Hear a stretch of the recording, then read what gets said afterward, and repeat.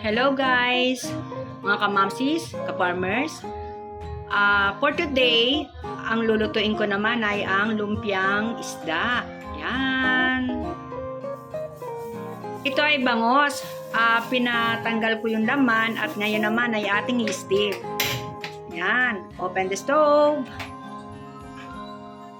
And antayin lang po natin siyang medyo maluto. Okay? At habang ini-steam natin ang ating bangus,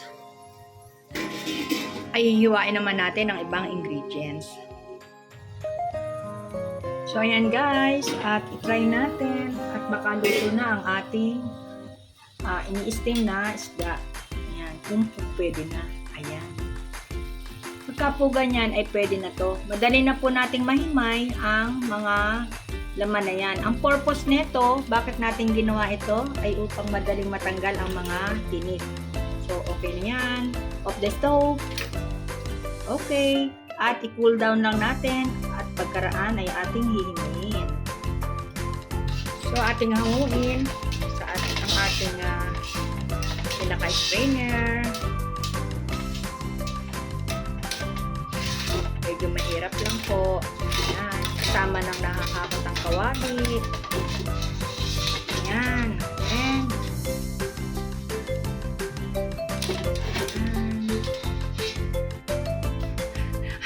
sa wakas, kung hindi yan mabababa dyan, balalaglag naman doon sa ano. So ayan mga mare, antayin lang natin ma-cool down. So yan guys, ang mga simpleng ingredients ng ating gagawing lumpiang isda. Ang ating ginamit na isda ay bangus, ating in-steam, at yan ating dinurog. Yan ang ating main ingredients. At meron naman tayo rito na kinchay, halagang 10 piso, at meron akong dito na pang binder, ang ating flour. At meron naman tayo rito isang medium size ng ating carrots at aking ginadgad. Yan. At meron naman tayo rito na 1 tablespoon of salt. At meron tayo rito isang itlog, pang binder din natin. At meron tayo rito sibuyas at hiniwa ko siya ng pino. Yan. At meron tayo rito na pamintang pino. Yan. So, yan lamang po ang ating ingredients. At syempre, gagamit po tayo riyan ng oil. At ngayon, ay atin naman silang paghalu-haluin. Ilagay na natin sa ating mixing bowl ang ating pinong isda. Yan.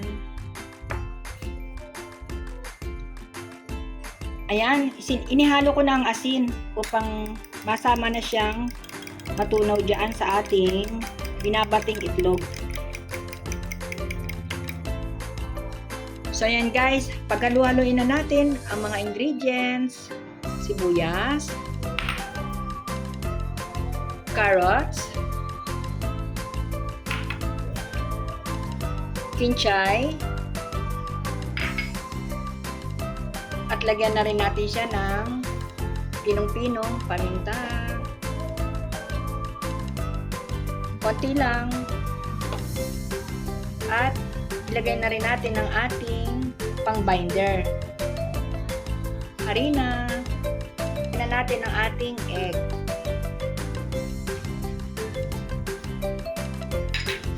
Yan. And ating imimix. Yan.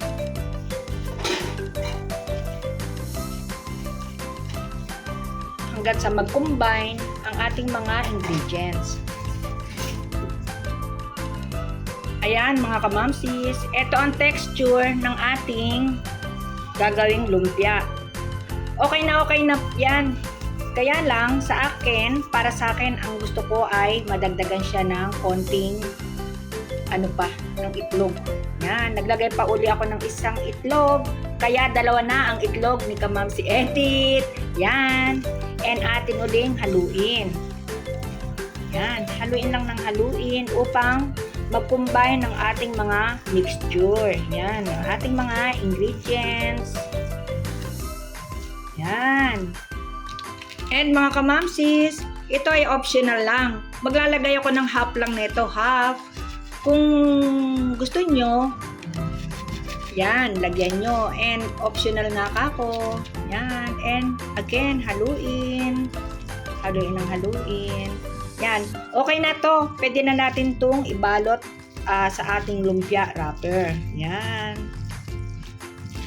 So, mas naging maganda ang texture ng ating gagawing lumpia. Lumpiang isda. Hindi po tayo sponsored nito. And ayan. Halong-halo na po ang ating mga ingredients.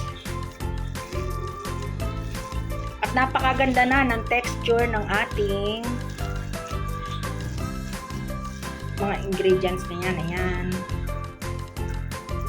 Masarap na siyang ibalot. Ayan. So, let's start ng magbalot. So, ayan guys, ang aking mga wrapper at inilagay natin dito sa ating maliit na malinis na towel. Yan. Para hindi siya manutong or tumigas. Para madali nating magamit ang ating mga lumpia wrapper. So, let's start wrapping. So, ayan guys. At sa dalawang medium na bangos, nakagawa tayo ng 39 pieces na lumpiang Shanghai na isda. Ayan. And, ayan, ubos ang ating lumpia wrapper. At may natira tayo dito na konting mixture pa. Ayan. And ito ay pwede nating dagdagan ng itlog at pwede nating itorta tomorrow. Pwede po yung ibang ulam. Okay. Now, pwede na tayo magprito. Open the stove. Yan. Painitin lang po natin ito ng konti. Yan. Tinanggal ko na yung takip, mga guys, para mas mabilis nating maibuhos ang ating mantika. So, ayan guys. Medium heat lamang. And pwede na nating ilagay.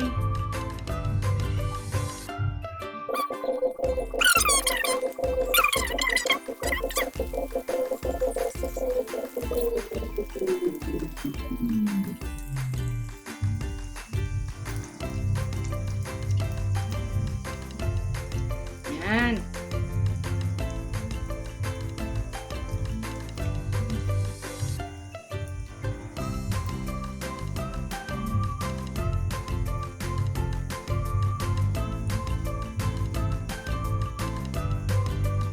Okay. At antayin lamang po nating maging light golden brown. Ipi-flip po natin yan.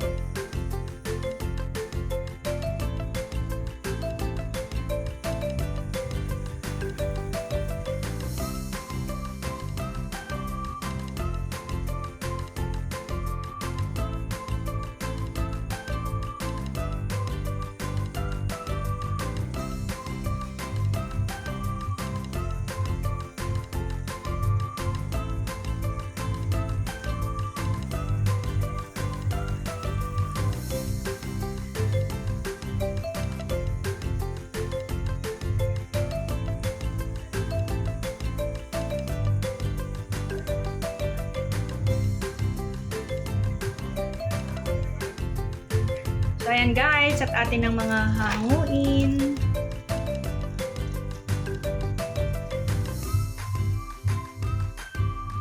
Yan. Crispy.